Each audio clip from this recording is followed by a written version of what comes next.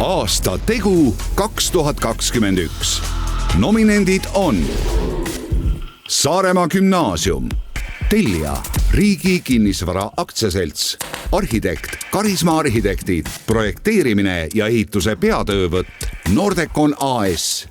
Projekti puhul väärib esiletõstmist digitaalse protsessi rakendamine tööprojekti loomise etapis, mis sai võimalikuks tänu kõigi osapoolte ühisele teadlikule koostööle. Kõige märkimisväärsemaks osaks oli info digitaalne liikumine otse CLT elemente tootvasse tehasesse ja sealsele masinale vajalikesse formaatidesse ning seda võimalikult vähese lisatööga. Eesti Rahvusraamatukogu rekonstrueerimise projekteerimine. Eestile olulise hoone rekonstrueerimisel tegid koostööd klastri liikmed, Riigi Kinnisvara Aktsiaselts tellijana ja Sirkel ja Mall projekteerimise peatöövõtjana.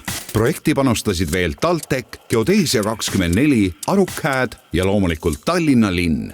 Hea projekt valmib vaid siis, kui on kaasatud kõik osapooled, kasutajad, tellija ja projekteerijad, kel kõigil on ühine eesmärk ehk parima lahenduse leidmine keerulisele ja uuendatavale hoonele.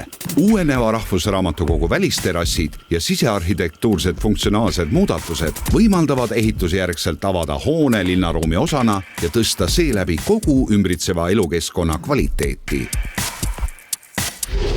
WDBE 2021 virtuaalsündmuste sari. Digitaalehituse klaster, Majandus- ja Kommunikatsiooniministeerium ja Kirahuub Soomest.